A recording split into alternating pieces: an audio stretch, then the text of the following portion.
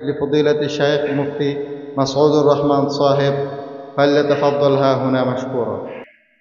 نحمده ونصلي على رسوله الكريم أما بعد فأعوذ بالله من الشيطان الرجيم بسم الله الرحمن الرحيم إنا أنزلناه قرآنا عربيا لعلكم تعقلون وقال رسول الله صلى الله عليه وسلم أوتيت فواتح الكلام وجوامع صدق الله مولانا العظيم وصدق رسوله النبي الكريم. আমরা অনেক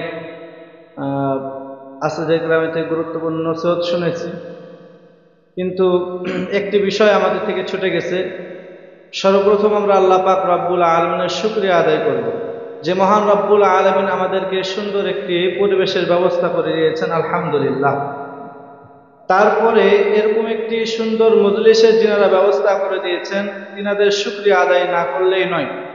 বর্তমান মাদ্রাসার মুহতামিম ও প্রিন্সিপাল শাইখুল হাদিস হযরত মাওলানা আব্দুল্লাহ শাহ চৌধুরী হাফিজাহুল্লাহ তাআলা এবং আরও যিনারা এর সাথে থেকে আমাদের এই সুন্দর মজলিসের ব্যবস্থা করে দিয়েছেন, হযরত মাওলানা আল মুফতি মুস্তাফিজুর রহমান হাফিজাহুল্লাহ, হযরতুল আল্লামা আব্দুর রব আল কাসিমি নদভী হাফিজাহুল্লাহ, এসহ আরও যে সমস্ত আসরেকরা আমাদেরকে সহযোগিতা করে সুন্দর একটি মজলিসের ব্যবস্থা করে দিয়েছেন, আমরা সবার শুকরিয়া আদায় করছি। আল্লাহ পাক রব্বুল আলামিন ওনাদেরকে দুনিয়া এবং আখিরাতে উভয় জাহানে সফলতা দান করুক। আমরা সবাই বলি আল্লাহুম্মা আমিন।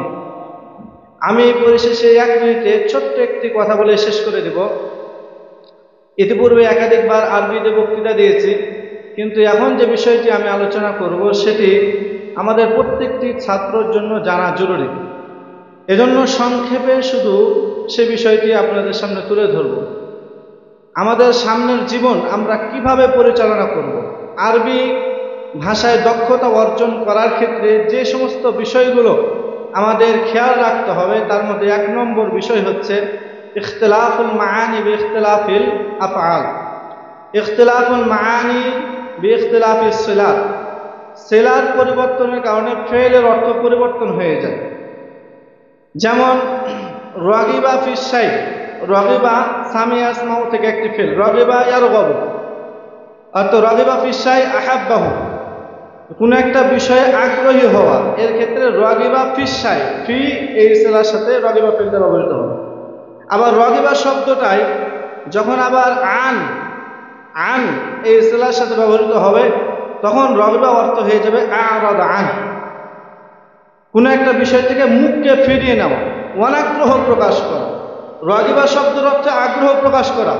আবার ওই রাগিবা যখন আন এই সিলার সাথে ব্যবহার হবে, তখন হবে অনাগ্রহ প্রকাশ করা। এজন্য সিলার বিষয় আমার খেয়াল রাখতে হবে। আবার রাগিবা শব্দ যখন ইলা এর সাথে ব্যবহৃত হবে, রাগিবা ইলা আহাদ, তখন হবে যে কারো কাছে কাকুতি মিনতি করা। রাগিবা ফিস শাই, যেমন একটা হাদিসের মধ্যে আছে যে হিয়া রাগিবাত ফিন নবী সাল্লাল্লাহু আলাইহি ওয়াসাল্লাম ফাআরাতা আলাইহি নাফসাহা, একজন মহিলা রাসূলের প্রতি আগ্রহী হলেন এবং নিজেকে তার কাছে সুপর্দ করলেন। আবার রাগিবা আন, অনাগ্রহ প্রকাশ করা, যেমন হাদিসের মধ্যে আছে যে ফামান রাগিবা আন সুন্নতি ফালাইসা মিন্নি, যে আমার সুন্নত থেকে অনাগ্রহ প্রকাশ করবে আমার সুন্নতের ব্যাপারে, সে ব্যক্তি আমার উম্মতের মধ্যেই থাকতে পারবে না। রাগিবা ইলা শাই, তখন আবার হবে কাকুতি মিনতি করা, যেমন আল্লাহ বলেছেন ওয়া ইলা রাব্বিকা ফানসাব, তোমার রবের কাছে তুমি কাকুতি মিনতি করো। এখন যদি আমি এই বিষয়টা না জানি, রাগিবা দেখলেই তো আমি আগ্রহের অর্থ করব, অর্থ ভুল হয়ে যাবে, অথবা বাংলায় যেটা লিখবো আমি সেটাই বলবো, সঠিক না ভুল আমি ধরতে পারবো না। এজন্য এই বিষয়টা আমাদের খেয়াল রাখতে হবে। আমাদের যে সমস্ত আসরেকরাম আছেন যারা এগুলো বুঝেন, তিনাদের কাছে গিয়ে আমরা এই বিষয়টি খেয়াল রাখবো। 2 নম্বর ইখতিলাফুল মাআনি বিইখতিলাফিল মাসাদির আবওয়াব। বাব ভিন্ন হয়ে গেলে শব্দের অর্থ ভিন্ন হয়ে যাবে। খরাজা ইয়াখরুজু, নাসরাংশ থেকে অর্থ হলে বের হওয়া, এটাও ভাবে ইফআল, যখন অন্যভাবে চলে যাবে আখরাজা ইখরিজু, তখন অর্থ হয়ে যাবে বের করে দেওয়া।